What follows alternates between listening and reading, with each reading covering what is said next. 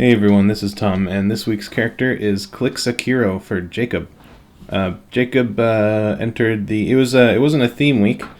It was just a free for all for everybody, and he landed it with a Fire Genasi character. I'm hoping that's how you pronounce the race. It's Genasi, Genasi, something about like that.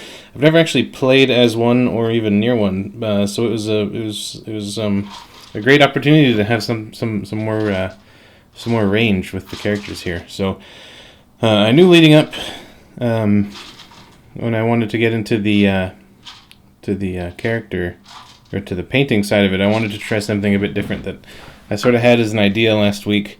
And I can get into that now, but even just as far as doing the sketch, I just sort of I knew that I wanted something dynamic, something a bit more exciting, especially because of who the character was.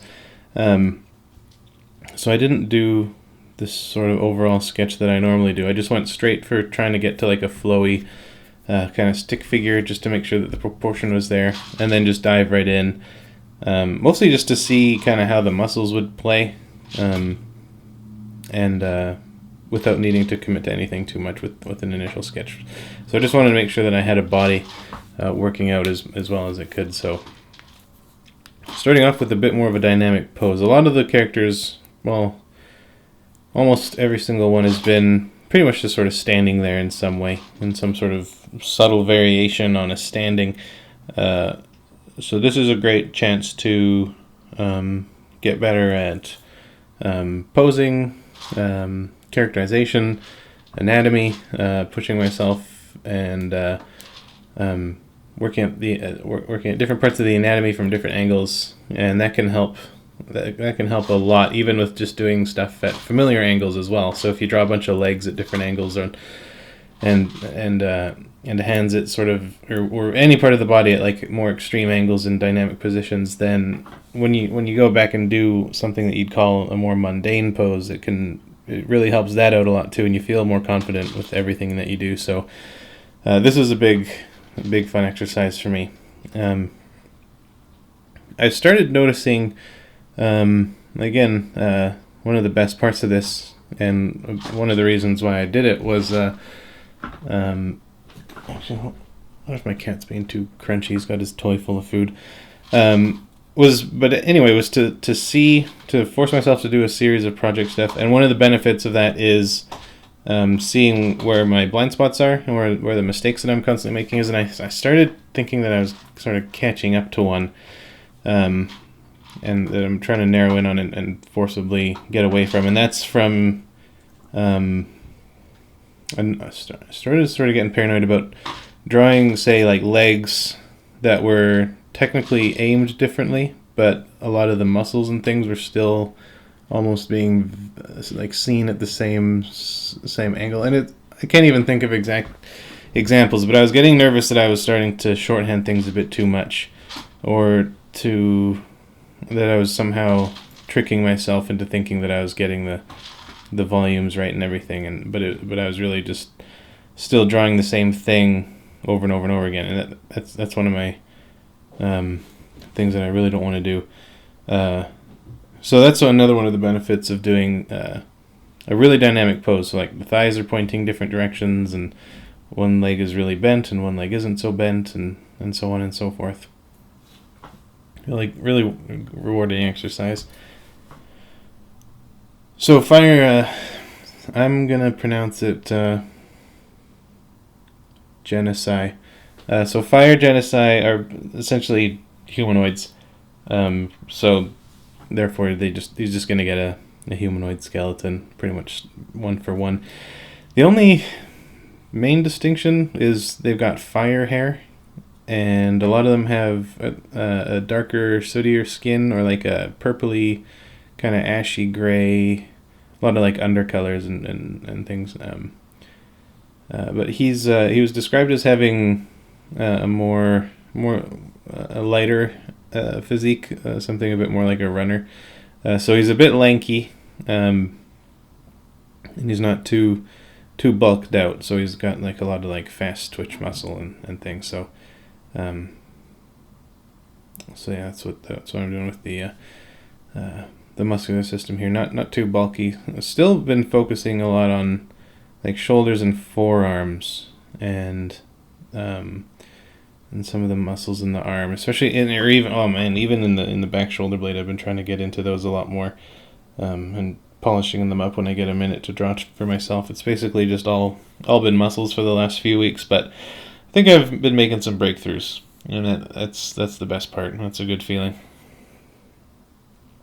But even seeing that little wasting effect where his shoulder muscles, the deltoids, overlap with the biceps and the triceps on his near arm there, even like getting things to be that thin, I'm still a little bit skeptical of that, but I've noticed that happens a lot on really thin people. Like there's like, it doesn't always get that narrow, but allowing yourself to accept what might be strange or might not be the most like optimal viewing angle for something, and that's just how things are going to go sometimes, and that's fine. And that's one of the best aspects about putting a lot of focus and effort into anatomy, is that if you don't have a model ready, you can accomplish a lot without needing one.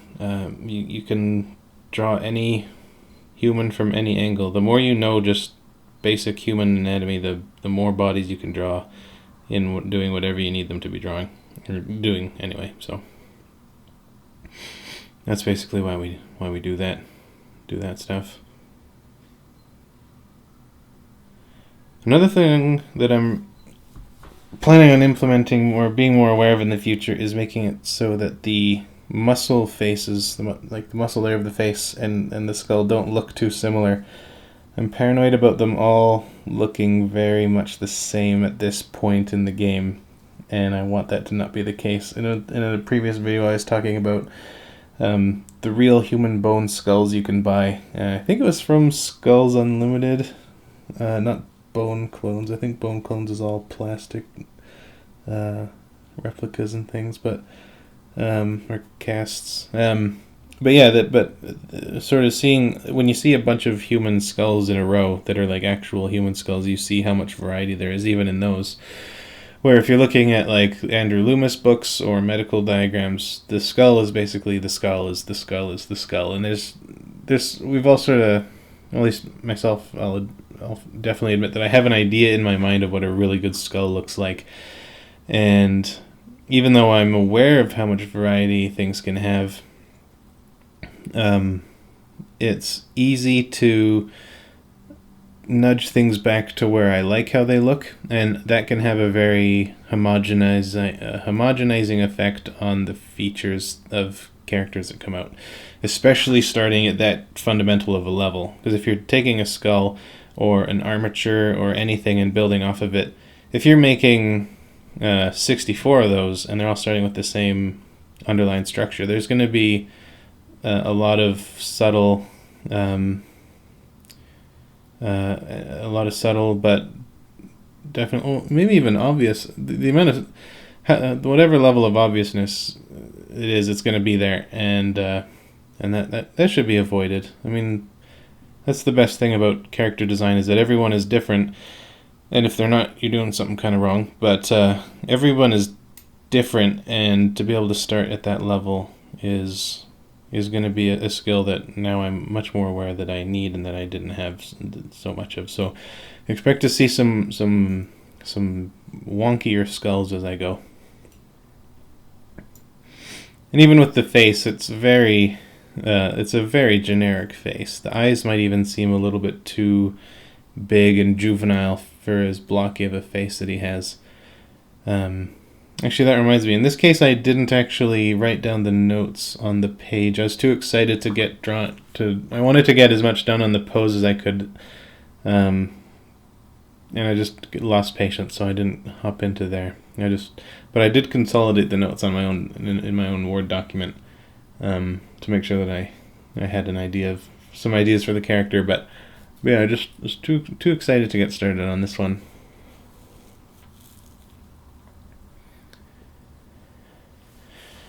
So even with the legs and the ribs and everything, it's always, especially when you get into dynamic stuff without a model,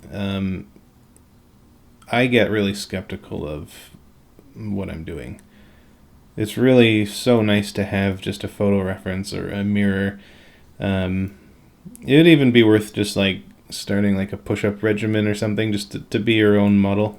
Just like you don't even have to be really like shredded or buff or anything, but just enough to like if you have a strong light source, you can see the shapes and sort of pinpoint certain muscle groups and things just for your own reference. But it can be tough finding good poses online. I mean, Pinterest, you can easily get stuck in a Pinterest maze and not get out for hours without finding the right pose. But even then,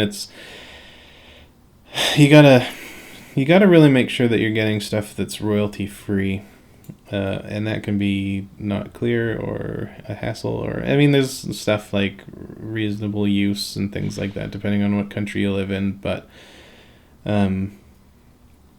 that can be a pain in the butt. And it's not. It's just, I guess it could be worth it, but to me, it just doesn't feel worth it. So I don't know. Using photo reference online can be sort of risky. I've heard of some nightmare stories, but I'm sure there's a lot of leeway there. Unless you're like using just like the look of like the shape of a hand or a shoulder. I mean, no one's gonna get mad at you. I don't think anybody's copyrighted an arm before, a human arm, but who knows? Again, it's another reason it's nice to study anatomy, even though it's not the same. Having a model is always going to make the drawing better.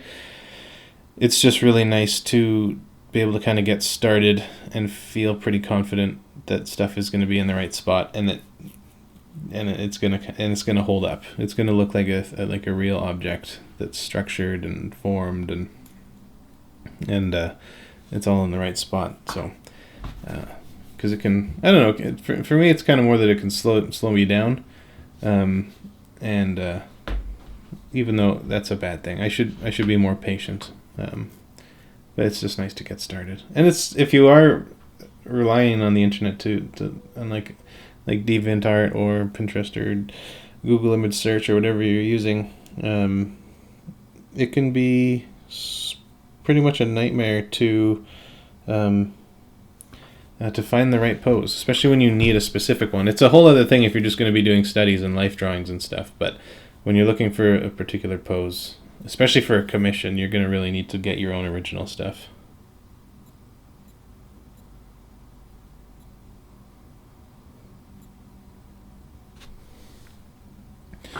So I guess now that we're going into the costume part, actually once I start the painting process, I don't want to miss that when it first happens.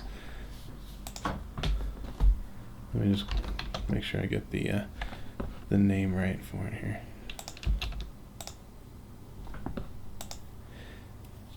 So he's a very dynamic character. Fire Genocide have they're noted for their. I mean, they often have kind of fiery temperaments. Pun, regrettably necessary there. But yeah, sort of high energy people, dedicated and passionate and zealous in a way. But yeah, he's got an arabesque quality in the description that I wanted to tie into. One of the reasons why I wanted to do the dynamic pose. Yeah, so the fiery hair. I don't remember the last time I've painted fire. So this was a bit of fun. The fire, I'm going to get into fire as I paint it near the end, but there's a lot of different ways you can do fire, and fire is a lot different than you'd think, and it's different than what the viewers think, but you can communicate it different. Yeah, I'll get into it. I hope I remember. Yeah. I think it might have been part of the name with the Akiro surname, but as I was picturing him with different little markers or different other little things like the circlet in his hair, I don't remember, I think it was Journey to the West. I can't remember the exact name, but there's that story, that fable from Asia with like the Monkey King, and he's got that crown that comes around and he flies around on the nimbus. But that and like the last name, there is definitely like an Asian inspiration for his outfit. I mean, Japanese particularly. I'm sure there could be some comparisons to some Korean outfits, like traditional garb things, but I didn't look any up. I didn't look up anything for either, but it ended up sort of going that way. Even like especially at this stage, his hair to me looks like orange hair. I mean, I was thinking of it as fire, but even here, the image of it and like the scrunched up like grimace, like he looked up. He reminded me of like old like Japanese woodblock paintings and things of like the deities and storm gods and things.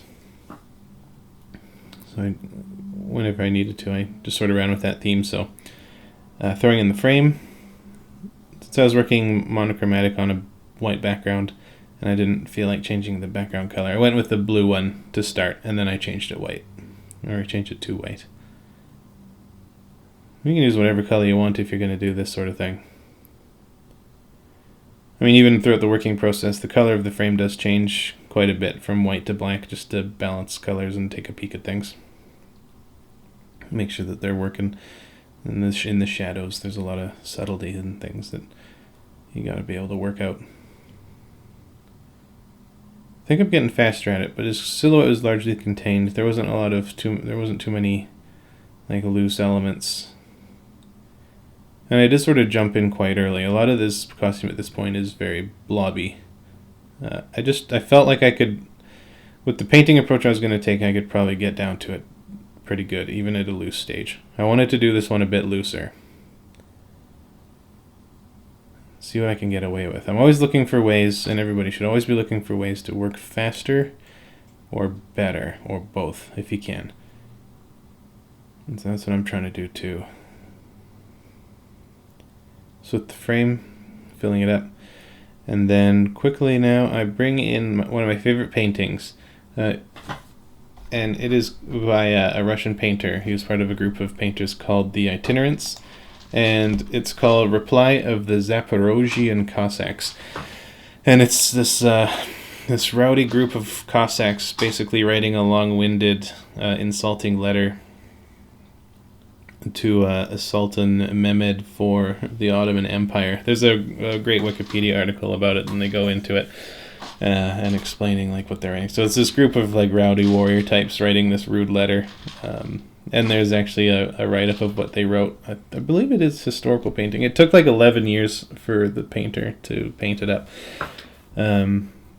But it shows. I mean, there's so much personality and material fidelity. It's an amazing painting. But the reason it's one of my favorites. I could rant on it for a little while, but the main reason that I wanted to start with it is in previous videos I've mentioned quite often how once you kind of get the ball rolling, once you've gotten an underpinning of your colors chosen, your base color, you've done some rendering, you got some good shadows, you got an idea of the tone and range, and you're kind of, now it's more of like a paint over stage, like you're just color sampling from what's there, you've got all your colors spread out, everything's sort of figured out and working together. Now it's just fun sort of polish and tidying up. And I always love getting into that stage because that's when it finally all starts coming together. But the problem is that it comes really late near the end for me. I find it, I haven't found a good quick shortcut to getting there, or being able to like snipe the colors really really confidently yet. I mean, we're always getting there, but in this case I figured if I start with a painting already, I can treat it like it's my painting that's already well underway, and I can build from that. And got some kinks to work out, but I actually really liked it, and I think it did help quite a bit.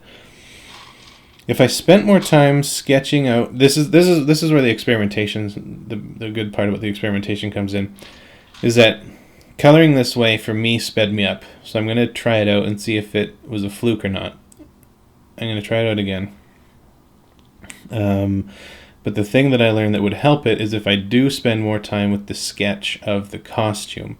Because the thing that happened with this one is that I got to about this point very quickly. I got to a point where it looked probably about 40% done, which is really far. because it sort of slows down the further you get. So 40% done is really fast, but it only took me about like half an hour to a point where I was like really being able to see it and work it out. The problem was because my sketch was so vague that it still required me to do a lot of figuring out and working things over and rendering stuff and clearing things out and sort of guessworking on like folds in fabrics. Like the pants drove me crazy. And if I had put in the time earlier on, it wouldn't be so bad. That can happen a lot with art, even in like comics. It's one lesson I've learned many times over. And I finally get and appreciate, even though I'm just ranting about how I don't apparently, but work in your stages. Those will be different for everybody. Which sort of stages you pick, how long each one lasts, what order they go in. But usually it's like thumbnail, sketch, basic sketch, refined sketch, inking, coloring, shading, printing, something like that. And what I've learned over the years is the more time you put into, say, like your pencil sketch, the less time you'll spend inking. But it's sort of like Inception, where time passes a lot slower. There's like a time exchange rate. So it basically comes down to like, for every extra minute you spend on refining your pencil sketch and figuring something out on the sketch level, this is going to save you 5 to 10 minutes in your inking level. This always comes down, for me, like hands, fabric, and faces. If you really don't put in the time to model things, to sketch them, to get reference, to ground them on things and get a really good, solid, proper form to things, it feels like you're sort of dodging the problem, but you're just making it worse for yourself in the future, because now you're going to have to come back and like you might have just scribbled in a hand and been like, oh, okay, so he's got his hand, and here's some fingers, scribble, it's facing up, palm up or whatever.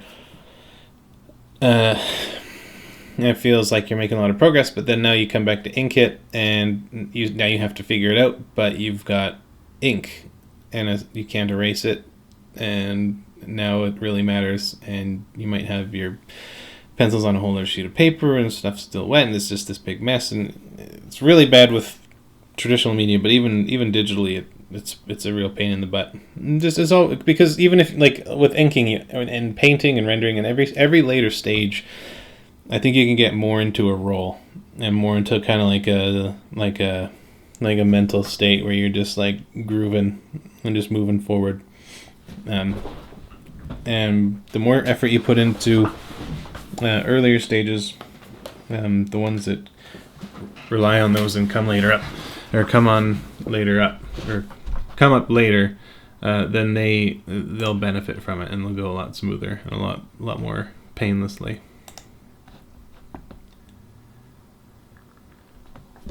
So there's that. So I'm going to go through his backstory and his description and everything, and we'll see how much of this sort of stuff that I was doing. So his name is Klix Akiro. He's a fire genocide. He's male, and he's about the human equivalent to 26,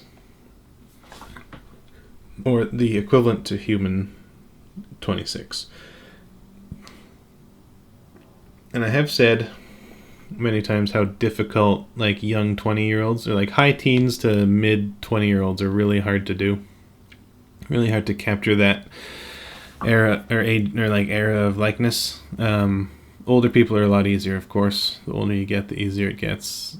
Kids are pretty easy because kids are just kids, and babies are, you can just make anybody look like a baby. But there's a lot of range between those groups. Like I remember, being younger, people that are older than you always look a lot older. Like when I was going into grade 10, the kids in grade 12 look like 30 to me. And then now, when I am on the bus and a bunch of high school kids come on, even if they're like grade 12, which is like the end, like 18, like 17, 18, they just look like children. And it's weird to like that sort of rangy contrast. It was unexpected to be such a distinct change, but either way, sometimes people look a lot older. Even my friend had a GQ magazine, and there's a football player or someone on the cover, and it said they were 23, but before I had read that, I thought that they were probably like 33, 35. They just had like, I guess they had a lot of testosterone, and so they had bulkier structures in their face. And that was one of the things that I went on with this guy. So I gave him like heftier features, like jaw muscles, big chin. So like the area under the bottom lip made that like thicker and denser. This guy's sort of a, even though he's thin, he's got a big structure to his face. So, anyway, so he's got a stance there. So classes, he's a fighter. He's a generalist wizard, an eldritch knight, which is sort of like it's kind of like a more useful, or like a more combative cleric, sort of, in a way. It's kind of, it's a bit hard to explain, but so he's based on he was a character from 3.5 edition of D&D, and he was played in a modified version of the Forgotten Realms setting. So his fighting style, he relied on close quarters combat as his primary focus. In the theater of the mind, you could envision a sort of Arabic-inspired blade dance. Blade combat is, of course, not the only thing he was reliant upon. Being an eldritch knight, he supplemented his combat with magic. His focuses on the arcane were on self or party enhancement and debilitation spells instead of evocations or damage spells. Casting things upon himself and group, such as mage armor, haste, greater magic, weapon, mirrors, image. Equipment. His primary weapon is a scimitar in his main hand, made from alchemized silver. The blade was enchanted with sonic property that both dealt damage and had potential to deafen those who it struck. The handle of the blade has a small inscription of the enchanter KTH. The original design had a fire opal embedded into the blade's base. His secondary weapon, the magic, and his offhand is described as above. As described above, the magic is focused on enchantments and debilitation spells. Backup weaponry, he's got throwing daggers and a light crossbow. Take liberty as you see fit. For his clothing, Klix wears no armor, preferring the freedom of mobility and dodging. First layer, take inspiration from a swashbuckler pirate's clothing, primarily of a white coloration with some gray hues and dark brown boots. It's got an over tunic, which atop the shirt is a crimson colored tunic, a brown belt running across from left shoulder down to right hip. On this belt is where he keeps his throwing daggers, crossbow, and potions. The sword's hilt is held on his left hip, but is made out of leather. Or it is made out of leather. He's tucked between the crimson tunic and the long-sleeved swashbuckler-inspired undershirt is a pendant. This pendant is a silver wyvern, though it has been heavily burnt. It is tied around his neck with a brown cord. Later on, I just have that tucked into his shirt, not flopping around. It was sort of conflicting with the flow of the form, or of his pose, but Klix wears a golden circlet around his forehead, just a few short inches above where his hair is. This circlet is of dwarven design. Its enchantment hardens his mind, providing a bonus on saving throws versus any mind-affecting magic. Klix is approximately 5'8", which is 172.72 centimeters. As goes with being dexterous over strength-based, he is more of a lean build like a runner over a weight builder. Skin color. Like most genocide, his skin reflects his nature. I'm having trouble coming up with a good way to describe this coloration. Describe the coloration for this, but it's a sort of a sooty coloration with a red underhue. I'm linking a picture that is close, so this will be slightly more red than this reference. So he sent me a picture someone had done of another fire genocide.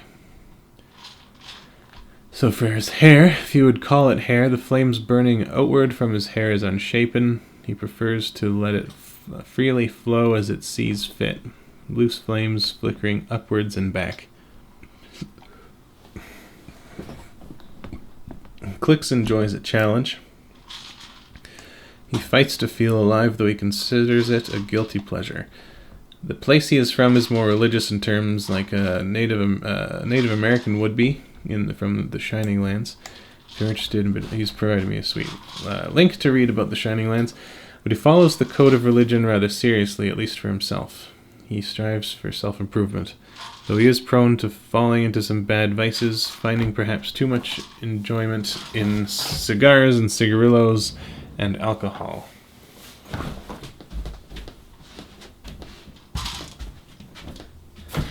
Sorry, I just had to roll my cat's toy down the hall. He's getting a bit too crunchy. So he enjoys cigars and alcohol. So, though he prefers actions to words, he understands the importance of diplomacy, though relies on others to handle the complex environment of politics. He feels he was groomed and bred for a certain role, and he'll perfect himself at that role, and it would be folly to intrude on others' roles when they are more proficient than himself. So, Klix is from the Shining Lands. Shortly after birth, he was given to an orphanage due to his genocide appearance. At a young age, though, purchased by a religious military school, his youth was spent enduring rigorous tests of the mind and body. Excuse me. These tests were not cruel, but they were designed to shape children into soldiers. This training took many years, studying under scholars to learn about his culture, under wizards to learn the arts of the arcane, and through warriors to learn military tactics. Later in life, after having owned his skills to a successful point, Klix left from his homeland on a lifelong mission. He was to explore the world and find matters of interest, such as unique cultures or strange technologies they did not have back home. He was to either record what he found or retrieve it, and send the information, devices, and ephemera back home for the development of his people. And that's Klix Akiro. So back to the image. I can go into some of the details as we go, but so right from the get-go, Jacob explained or described her head bade me envision in the theater of mind a sort of Arabic-inspired blade dance. And that was where I had the idea of the dynamic pose. So right away my mind went to, scimitars, which he later, of course, included, which are the curved swords, or the curved blade swords from the Middle East, and things like whirling dervishes from, I think, Turkey, I believe, and sort of just like the flared out points and flowing fabrics and twisting sort of spinning motions with tapered ends. And to me that was sort of the result of that that inspiration there. So I pictured him in a spinning move and then dropping really quick, almost like he just sort of he's either like doing like a let's do this, like shit just got real kind of pose, or he just like spun around, chopped a bunch of heads off or knocked a bunch of arrows out of the sky, and he's like, what else he got? Or that was good. And so that's what I was going for that. So I mean, he's got a little bit of magic, he's got his sword, and he's got this sort of dynamic pose, like he's ready to jump into action. I think he'd be a pretty actiony sort of character. I mean, he's well prepared, he's got the history, he's got the training, he's got the mission, he's got the personality, he's got the drive. I mean, I think he'd be a pretty actiony character. He's sort of like your own personal Dritz Dord, and let's see. So, I mean, he's got the darker sooty skin. It does end up coming out quite a bit more like a dark brown, but I did try to have it more just like I mean, that's pretty much what brown is just sort of like a low saturation orange, and in this case he's really just a dark low saturation red. And then the boots. I've also, especially after this one, this was another time when I realized that I need to put more time into feet and structuring the feet, and just especially if not just for the amount of time that I had to rework these, It was getting just really, really frustrating. This is one where I really learned the value of doing the studies or the sketches beforehand, and just building things up, setting a good foundation and framework, as I've ranted and raved about for years. But now I'm letting everybody see my blunders. Yeah, just basic brown leather boots was described. I don't think I did I not mention those? At one point, yeah, he did mention simple, basic brown sort of pirate boots. That might have been in a separate email. Unless I'm hallucinating, which I don't think I did. But I could have. I might. Wait. Yeah. Wait. No, dark brown boots. Yeah, okay, there it is. Okay. I don't remember what I was looking up, but I ended up seeing these neat aluminum-soled boots.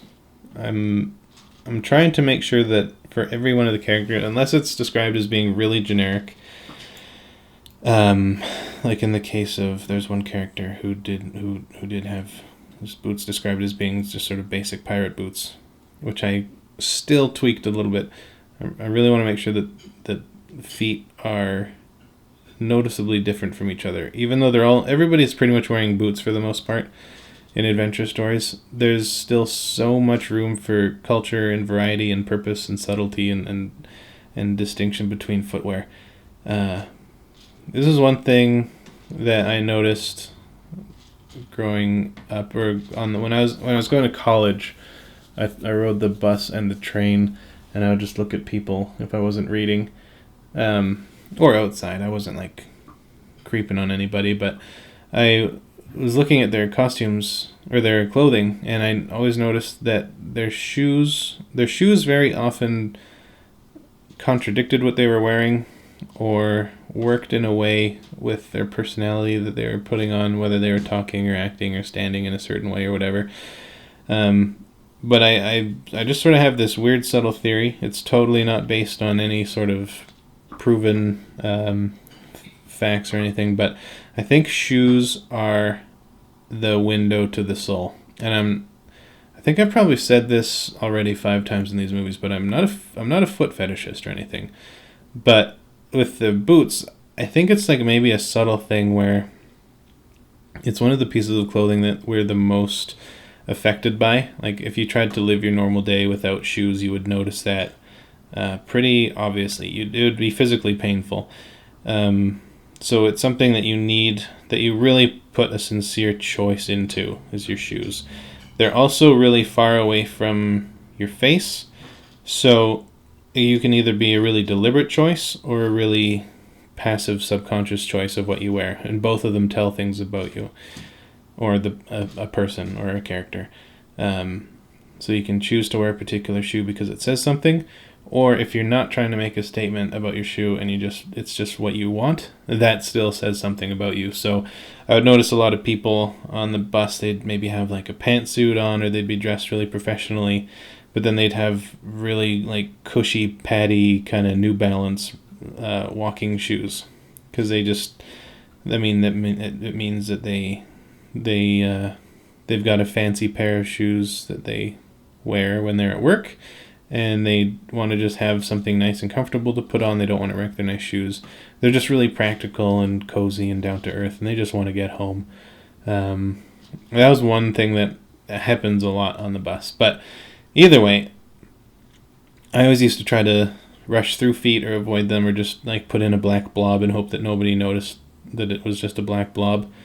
But after all that experience, and like even looking at my own shoes and how like I forgot about it, and I looked at my shoes that I was having, or that I was wearing through stages of my life, because I had them all, because I didn't throw any out, but there was changes where like I could tell that I could remember that when I got them compared to major events in my life where things had improved, things had gotten worse, and my footwear reflected it. It was always like, if I got like a great new job at one point, my shoes became like really nice shoes that I had a really like solid, reliable, good quality shoes, when before that it was sort of like a schlubby job. and my shoes were all floppy and worn out and like falling to pieces. And they were both like brown leather shoes that I like, but some of them are just like ultra deluxe, nice, fancy stuff. Well, not super fancy, but something that I wanted to like have last a long time. And then the other one, when I didn't care as much about anything. They were just like these sloppy pieces of crap. But that's even just using myself as an example. I mean, I could go on and on about like what shoes might mean, what they could say. I wouldn't like judge or like decide how I'm going to interact with a human being based on what their shoes are going to wear, but I want to be able to use that information for building up characters. Even though people won't necessarily be judging a character by the shoes they wear, I think it's that level of care and detail to even things that you wouldn't think are very cool or interesting is all a big part of a big crucial part of character design and making a crucial, consistent character representation. And I feel like I was going to make a point and then I got sideswiped. But either way, shoes are very neat. Shoes are a neat thing to do, or to like look at and think about. And there's as much variety for shoes as anything, and they're important. Okay, so the fire. So, what I was going to say about fire is the main thing is that there's sort of two main ways to go about fire. There's painting fire, how fire actually looks, and there's painting fire how we think it looks based on drawings of fire that we've grown up looking at. And I sort of made an on the fly sort of decision with this, mainly just because of the style that everything has been going in so far. Like it is, to me, it looks pretty realistic, but still a little bit not cartoony, but it is stylized. So I knew that I wanted the forms of the flames of the tongues of fire to be somewhat stylized, not exactly like a real fire, but not like something painted on a sweet motorcycle. But then the colors I wanted to make be a lot more of the naturalistic part. I'm really trying to get better at painting materials and being able to distinguish what something's made out of based on the lighting on it and the colors of it, like things like cloth and fur and metal and whatever else you have. And with fire, that was where I sort of I wanted to make sure that I included that with this. So I started off with really high saturation colors, and I made up my mind as I went to dull the colors of the fire. Fire is really variable, but in my experience, most of the fire that I look at, when I really sit and stare at it for a while, it's really a very low saturation, pale brown and yellow. Not super low saturation, but it's not bright orange and gold and cherry red, which is a really great way to depict fire. Which is the way that we see it done in cartoons, on cereal boxes, in video games.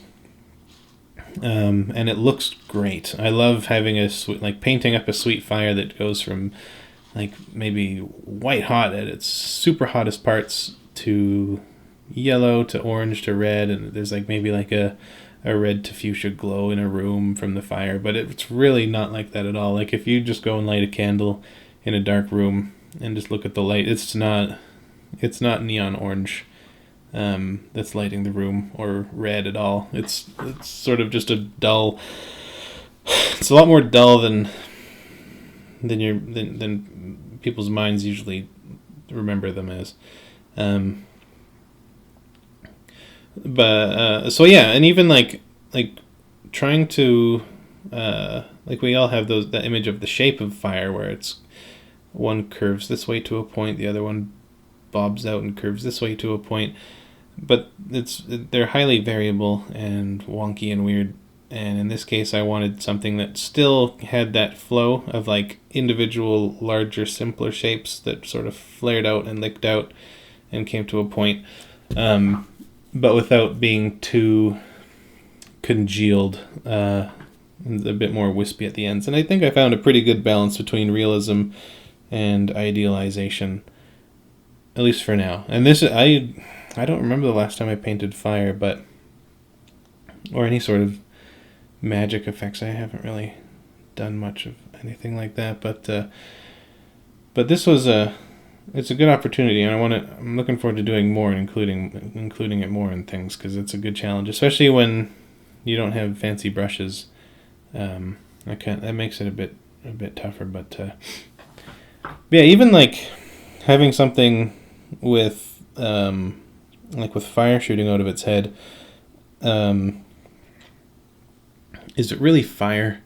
Like, can they use a pillow? Can they wear clothes? I'm imagining it being something like fire rather than fire itself. I mean, something that could be described as fire by like someone in a medieval Western fantasy world. It might be straight up fire. It might be. I think their genocide are largely elemental, but when I was looking at the art of them, they seem to be, as the years go by, they seem to be less and less magical looking and interesting, and they kind of get duller as time moves on. But it was why I put that fur shawl around that one shoulder, is sort of like anything to, like, maybe he's got, I mean, the outfit was described as a certain way, and so being loyal to the client, I've got to live up to that. But I felt that I wanted to have at least one thing that looked like it could be kind of like insulating something. Like maybe the shirt is magic, or it's made by like genocide weavers who are like, they've got some sort of magic creosote cotton or something. But that jacket might be from somewhere else, like the red tunic. So it might not be as flame resistant. So I wanted to just have like a layer of some sort of like darkened, enriched like fur shawl that would act to sort of just insulate that from the heat, so he could wear it and flop around and dance and stab things without ruining his jacket. And it also makes him look a little bit more, I think stronger, and a bit more ferocious. It would definitely like bulk him up a bit, especially because he's not really like a bulky guy. This would be nice to have something that fleshed him out a little bit. That back there is just the butt of a crossbow on his back that Jacob had mentioned.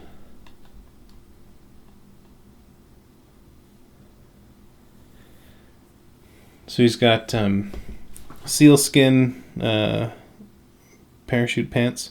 This is a circlet that was described as being of dwarven make. Let me just get down to it here back in the list. So he wears a golden circlet around his forehead, just a few short inches above where his hair is. I mean, mine is with probably, that looks about 3/4 of an inch from his hairline. Kind of hard to put a good place for that circlet. Usually, like a man's circlet is down over his forehead. And this is a bit more like a tiara.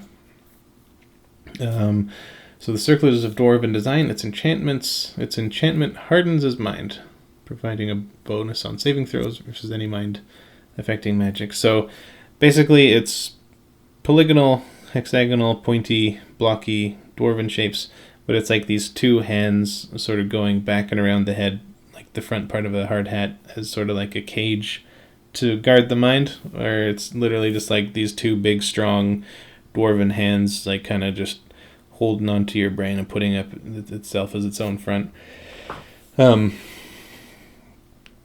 This was a little bit of a butt. Now it's gold, but hot gold is I figured, I mean, if he's wearing it and it's sitting in fire, it's going to just be, whether it's a low heat fire, it's just going to be getting hotter and hotter and hotter and hotter and hotter and hotter to a point. So I figured it'd probably be glowing hot by now, at least like right near his head. So I mean, the light's hitting it on the other side, so that's why it's a bit like that's why it's more gray and whiter on that side. But molten gold is, it's hard to find pictures of it. I mean, it's hard to get a picture of it because it is very bright. It's very white when it's molten. It doesn't look at all like how Peter Jackson's Hobbit films had it depicted at the end of the second Hobbit movie with the big giant. That's not what molten gold looks like. So I just wanted it to not be too hot, but it's not gonna look gold. Is basically what I mean. And then just a little bit of ambient light coming off of his hair. I'd imagine it's a light source.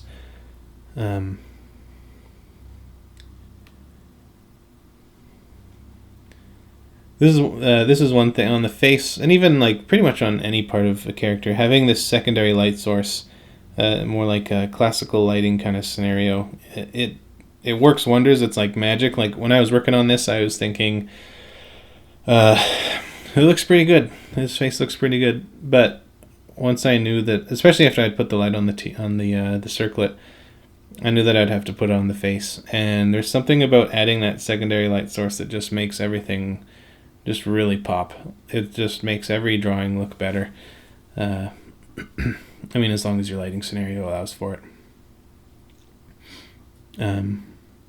But the shoes, the aluminum soled shoes. These aren't necessarily aluminum, but there's something that would be good for like work like from somewhere that's hot, like fire based. Like this would be kind of like almost like a work boot. It's still pretty light. Like he's nimble. It's flexible in the middle, so he can bounce off stuff and sneak around. The reference I was looking at did have it. The bottom of the shoe was one big solid chunk of metal, but it's sort of something like from like a medieval blacksmith sort of look to it.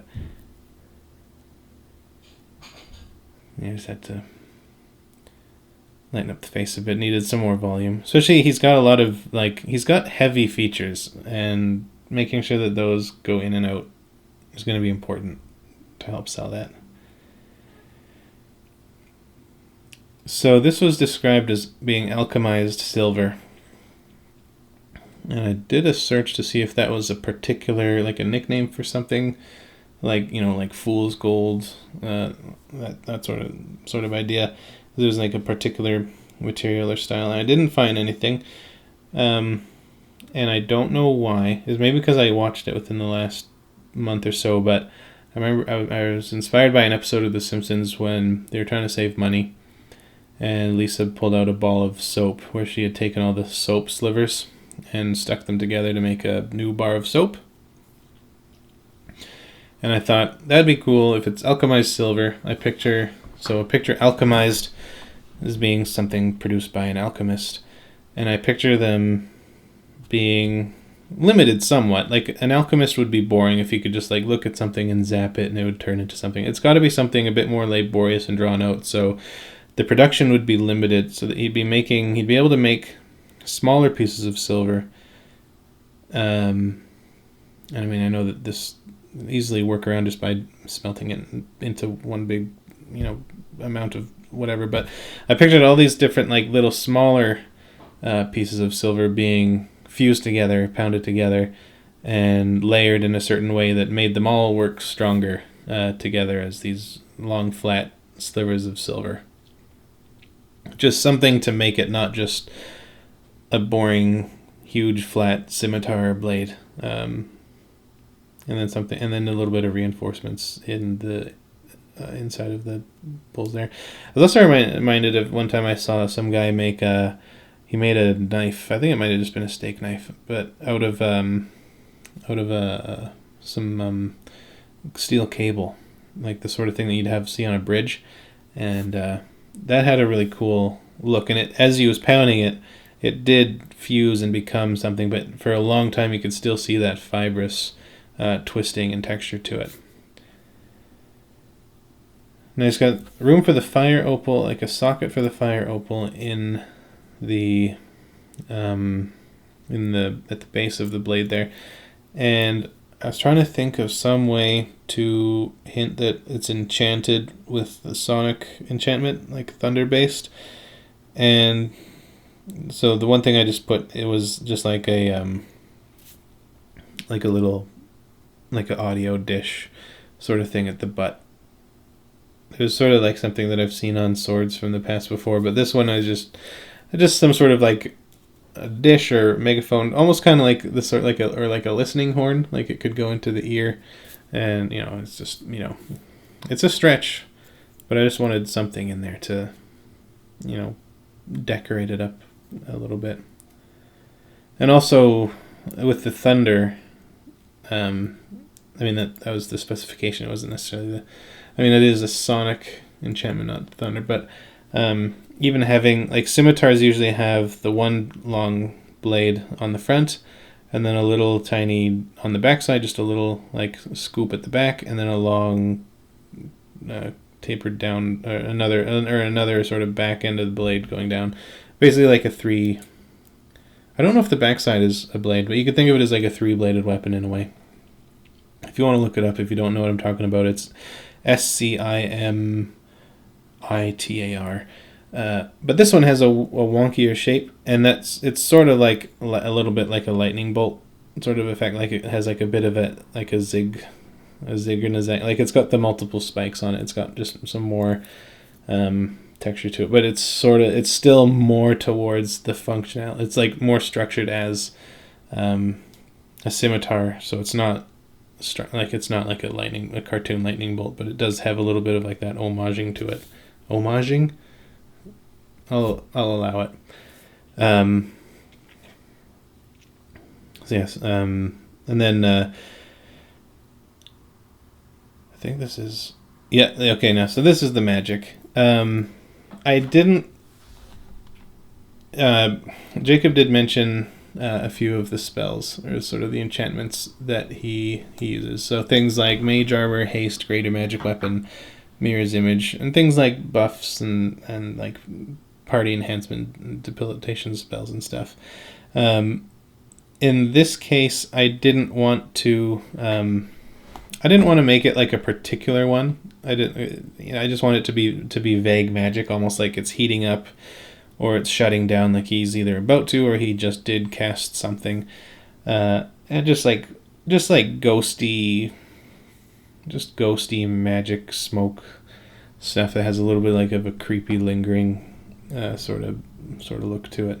This is another thing that I would love to do more of, is the spells. I was thinking about like fireball spells, and prismatic spray would be a challenge to make look cool.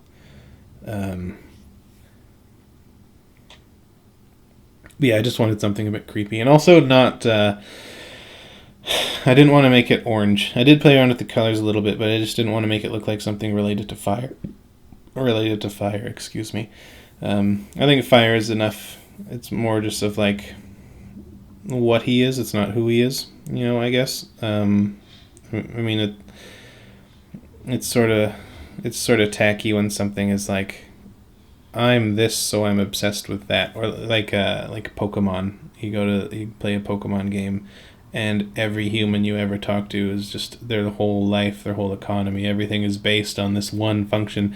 And with someone like a fire genocide, they're living in a real world. They're not going to be obsessed with fire. They're just like, it's like I've got hair on my head, but I'm not going around obsessing about things that are like my hair. And I would think fire genocide probably be the same sort of thing. So it shows range, and it shows, like it's not sort of related. But then you can also see now with that magic, with the sword, with him, that sort of lends it's lending to like a quick twist that's slowing down. But that was Klix Sekiro for Jacob for the free weekly character art lottery, held every Monday on Twitter at R&D Fantasy. I'll let you know what to tweet. A special hashtag every week, and it's for tabletop pen and paper RPG players to submit their. You just tweet the thing, and if you win, then I'll draw your most beloved original fantasy pen and paper RPG characters. That's a mouthful. So on Sunday I announce it, and then you'll have before anytime Tuesday to tweet it to enter. So this is a great character. I love doing it, and well, thanks everybody. I hope it helped.